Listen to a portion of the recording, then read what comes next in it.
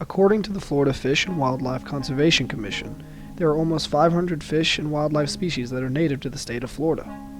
These species each fill their own important role in Florida's ecosystems. Florida's ecosystems are under attack, however. Invasive species of fish and wildlife are upsetting the natural balance.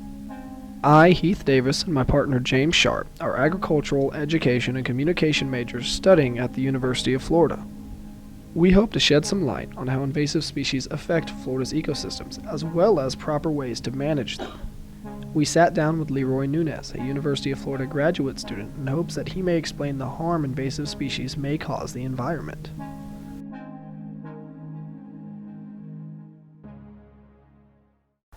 Hello, my name is Leroy Nunez. I'm a graduate student at the University of Florida, and I also work at the Florida Museum of Natural History. And I study invasive species, mainly reptiles and amphibians, but a lot of the same principles of invasive species hold true to a wide range of different animals, reptiles, amphibians, fishes, plants, you name it. And basically what I want to talk about is how invasive species, how they sort of affect the ecology of the ecosystem that they've been introduced to. An invasive species is typically defined as a species that, when introduced into a new area, causes ecological, economic, and medical health harm to the area around them. When a species is introduced to a new location, then they apply their own ecological niche to it. And basically what that means is that every animal, every organism in an ecosystem has their own role, which is called an ecological niche. Invasive species, what they do is that when they're introduced, the successful ones are typically better than the native species in their own ecological niche, and as a result, they tend to push them out. Another major impact that introduced species have is that they can also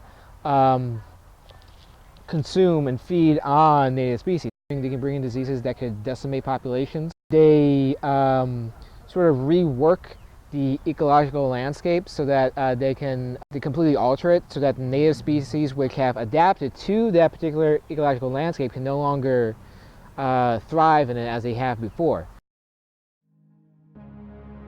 One of the ways that the Florida Fish and Wildlife Conservation Commission has elected to reduce the invasive species population is to open them up to alternative forms of management, such as spear and bow fishing. James and I, along with our classmate Kylie Blankenship, attempted one of these forms of management. Spear and bow fishing are most effective at night. The cooler temperature water causes the fish to move slower, making them an easier target. We elected to visit Orange Lake.